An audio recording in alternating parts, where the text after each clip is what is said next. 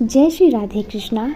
मैं हूँ सोनू देवी और स्वागत है आप सभी का मेरे चैनल में। आज मैं आप सबको बताऊंगी कि कामदा एकादशी कब है, उसकी व्रत पूजा कैसे होगी, व्रत का पारण कब होगा, कामदा एकादशी की कथा और जो भी इसके बारे में संपूर्ण जानकारी है वो सब जानकारी आपको मेरे चैनल में मिलेगी। आज हम इसी के बारे में बात करेंगे। कामदा एकादशी के दिन भगवान विष्णु जी की विशेष पूजा अर्चना करते हैं और ये व्रत रखते हैं। मान्यता ये है कि इस व्रत को करने से भक्तों की हर इच्छा पूर्ण होती है। ऐसे में यदि आप व्रत करना चाहती हैं तो जान लें कि साल 2026 में ये व्रत कब है और कैसे किया जाएगा, जो कि मैं आपको बताऊंगी। चैत्र मास के शुक्ल पक्ष की एकादशी तिथि में पड़ने वाली कामदा एकादशी को हिंदू नववर्ष की पहली एकादशी माना जाता है। कामदा शब्द का अर्थ है कामनाओं को पूरा करने वाली। मान्यता के अनुसार जो भी भक्त इस व्रत को सच्चे मन से करता है, भगवान विष्णु जी उसकी हर मनोकामना को पूर्ण करते हैं। साथ ही व्यक्ति द्वारा जाने अनजाने में हुए पापों का भी नाश हो जाता है। अब मैं आपको बताऊंगी कामदा एकादशी की तिथि और शुभ मुहूर्त के बारे में। हिंदू पंचांग के अनुसार एकादशी तिथि का निर्धारण सूर्योदय यानी उदय तिथि के आधार पर किया जाता है। एकादशी तिथि प्रारंभ होगी 28 मार्च 2026 को सुबह 8:45 से और इसका समाप्त होगा 29 मार्च 2026 सुबह 7:46 तक। अब हम जानते हैं व्रत की तिथि के बारे में। उदय तिथि के अनुसार 29 मार्च 2026 यानी कि रविवार को कामदा एकादशी का व्रत रखा जाएगा। अगर मैं आपको बताऊं पूजा मुहूर्त के बारे में तो वो है 29 मार्च की सुबह 7:48 से लेकर दोपहर के 12:26 तक। अब हम जानेंगे इसके पारण का समय, जो कि है 30 मार्च 2026 को, जो कि सोमवार को पड़ेगा। अब पारण का समय है सुबह 6:16 से लेकर 7:09 तक। अब मैं आपको बताऊंगी पूजा की विधि। पूजा के दिन सुबह जल्दी उठकर ब्रह्म मुहूर्त में स्नान करें, स्वच्छ वस्त्र धारण करें। यदि संभव हो तो इस दिन पीले रंग के वस्त्र ज़रूर पहनें, इसे बहुत शुभ माना जाता है।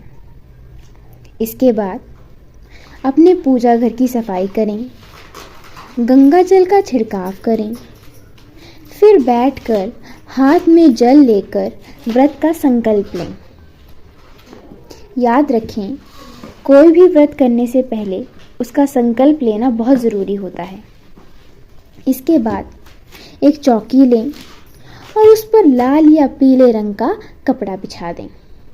भगवान विष्णु जी की तस्वीर या प्रतिमा को स्थापित कर दें। उन्हें पीले फूल, फल, अक्षत और चंदन अर्पित करें। फिर धूप बत्ती, अगरबत्ती और दीपक जलाएं। भगवान विष्णु जी को भोग लगाएं। तुलसी दल उन्हें अत्यंत प्रिय है, इसलिए भोग में तुलसी को अवश्य शामिल करें।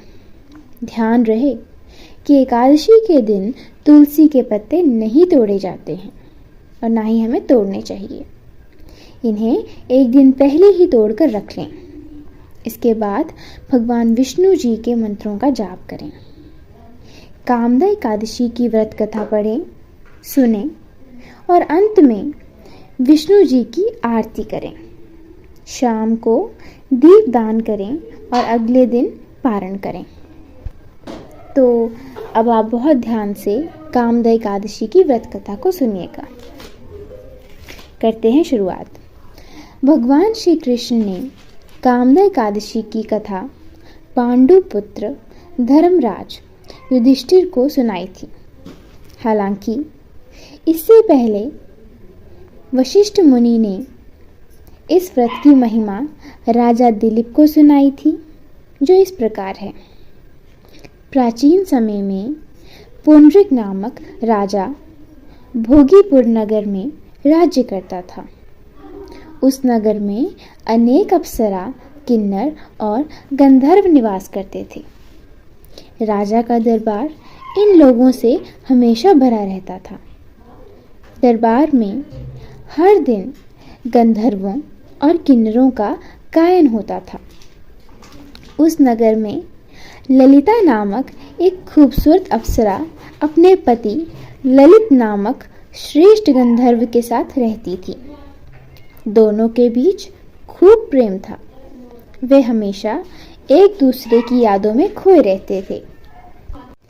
एक बार राजा के दरबार में गंधर्व ललित गायन कर रहा था कि अचानक उसे अपनी पत्नी ललिता की याद आ गई। इस कारण उसका अपने स्वर पर नियंत्रण नहीं रहा।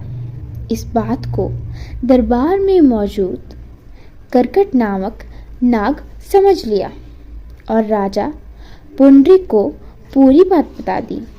ये सुनते ही राजा क्रोधित होकर ललित को राक्षस होने का श्राप दे दिया। इसके बाद गंधर्व ललित वर्षों तक राक्षस योनि में घूमता रहा। पत्नी ललिता भी उसका अनुसरण करती रही, किंतु अपने पति को इस हालत में देख वह काफी दुखी रहती थी। कुछ वर्ष बीत जाने के बाद भटकते भटकते ललित की पत्नी विंध्या पर्वत पर रहने वाले ऋषिमुख ऋषि के पास गई।